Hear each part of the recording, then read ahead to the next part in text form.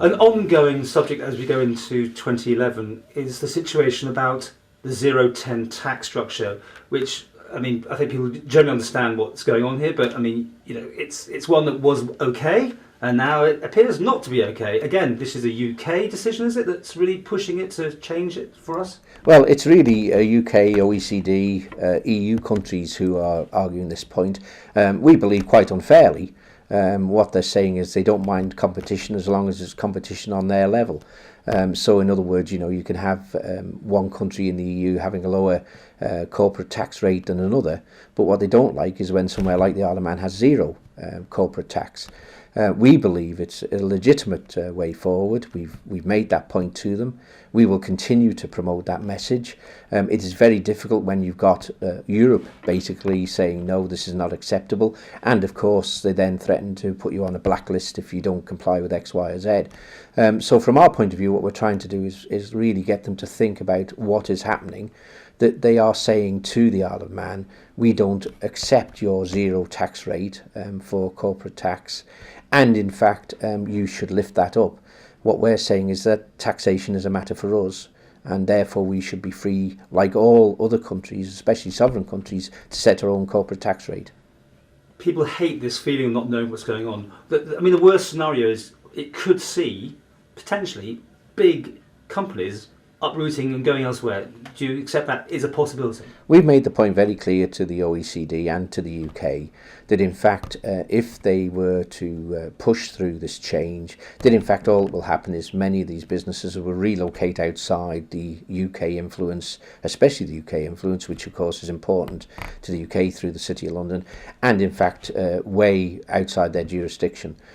So they are well aware of this situation.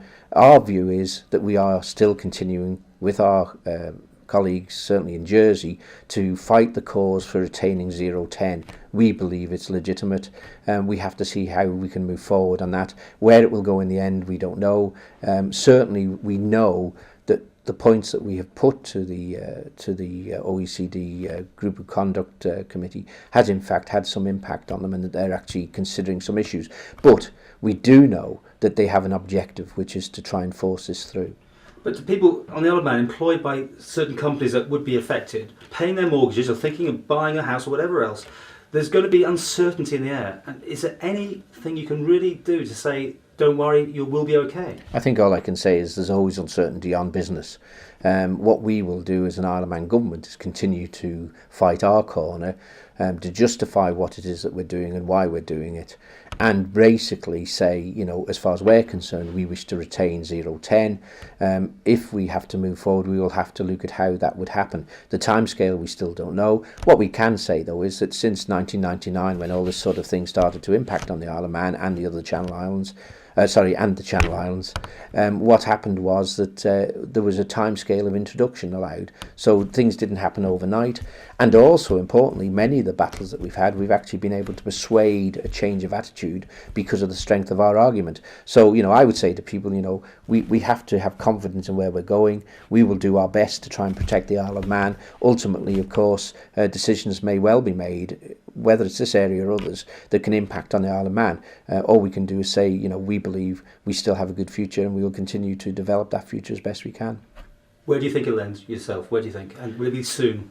Well, I can't say where it'll end. I think the point is that we have to wait for the Code of Conduct Group to report and come back with what they say. It will then be a matter of considering what they say and see how we will deal with it. If we're successful in getting a retention of our zero corporate tax, then that of course will be great news for us. That's certainly what we're trying to do. There are many countries throughout the world that have zero corporate tax, and in fact when you talk about transparency, which of course is what many of these countries talk about, whereas we are clearly transparent because we have a zero rate of corporate tax, many of these countries who don't of course do all sorts of deals behind the scenes to attract business to their shores.